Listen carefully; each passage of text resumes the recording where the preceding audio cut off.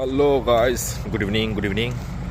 এখন বাজে 5:45, 6টা বাজতে 6:30 থেকে ডিউটি আমার।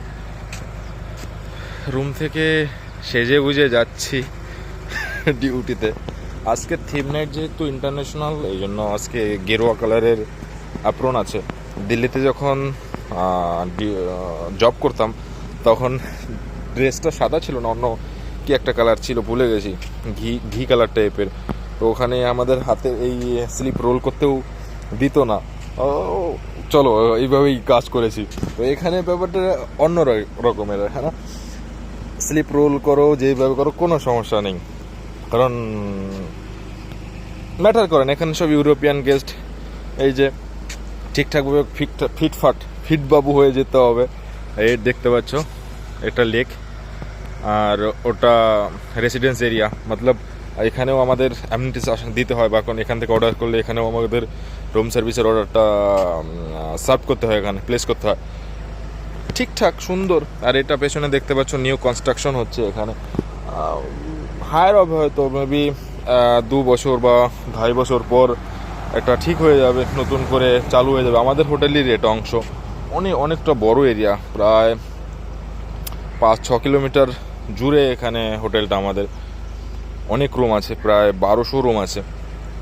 তো সব থেকে বড় রেস্টুরেন্ট আমাদের আলসুক আছে, আমরা আলসুকে ডিউটি করি।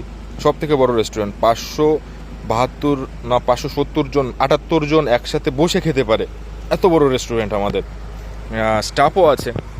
যাই হোক, নতুন সানগ্লাস নিয়েছি এটা।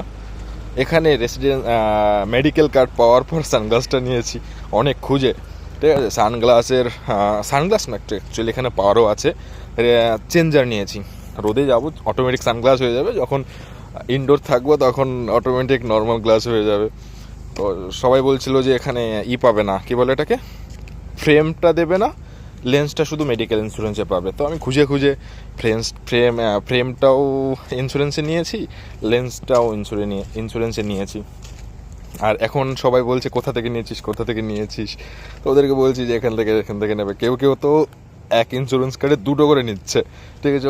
কেউ ওর বাবার জন্যও নিয়ে যাচ্ছে। তো আমি ভাবছি নেক্সট ইয়ার আমি আমার বাবার জন্য নিয়ে যাবো একটা, মানে বেশ ভালো কোয়ালিটি। হ্যাঁ, আর দেখতে স্টাইলিশ। চুলটা বড় হয়ে গেছে, হয়তো কাটাবো, দেরি আছে। আর কি বলে এটাকে, 10-12 তারিখে যখন যাব মার্চের সালাতে, তখন যাব। এই যে দেখতে পাচ্ছ। যাই হোক, টাটা, বাই।